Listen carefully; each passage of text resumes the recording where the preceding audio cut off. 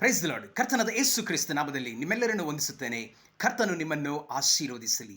ಈ ಹೊತ್ತು ದೇವರ ಸಂದೇಶವು ಅಪೊಸ್ತಲ ಕೃತಿಗಳು 1ನೇ ಅಧ್ಯಾಯ 12, 13, 14 ವಚನಗಳಲ್ಲಿ ನಾವು ನೋಡುವಾಗ, ಯೇಸು ಕ್ರಿಸ್ತನು ಪರಲೋಕ ರಾಜ್ಯಕ್ಕೆ ಏರಿ ಹೋದ ನಂತರ ಶಿಷ್ಯರು ಮತ್ತು ಯೇಸು ಕ್ರಿಸ್ತನ ತಾಯಿಯಾದಂಥ ಮರಿಯಮ್ ಅವರು ಮತ್ತು ಅವರ ಸಹೋದರರು ಎಲ್ಲರೂ ಮೇಲಂತಸ್ತಿನಲ್ಲಿ ಬಂದು ಅವರು ಪ್ರಾರ್ಥನೆಯನ್ನು ಮಾಡುತ್ತಾ ಇದ್ದಾರೆ.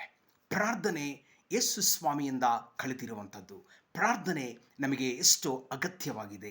ಈ ಪ್ರಾರ್ಥನೆಯಿಂದ ಅನೇಕ ಸದುತ್ತರಗಳನ್ನು, ಆಶೀರ್ವಾದಗಳನ್ನು, ಉತ್ತೇಜನವನ್ನು, ಕೃಪೆಯನ್ನು, ಕರ್ತನಿಂದ ಜಯವನ್ನು ನಾವು ಹೊಂದಿಕೊಳ್ಳುತ್ತೇವೆ. ಹೆಚ್ಚಿನ ಪ್ರಾರ್ಥನೆ ಹೆಚ್ಚಿನ ಬಲ, ಕಡಿಮೆ ಪ್ರಾರ್ಥನೆ ಕಡಿಮೆ ಬಲ. ಪ್ರಾರ್ಥನೆ ಇಲ್ಲದಿದ್ದರೆ ಬಲನೇ ಇರುವುದಿಲ್ಲ.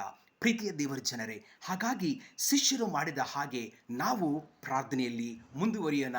ಕರ್ತನಿಂದ ಕೃಪೆಯನ್ನು ಹೊಂದಿಕೊಳ್ಳೋಣ. ಆಮೇನ್.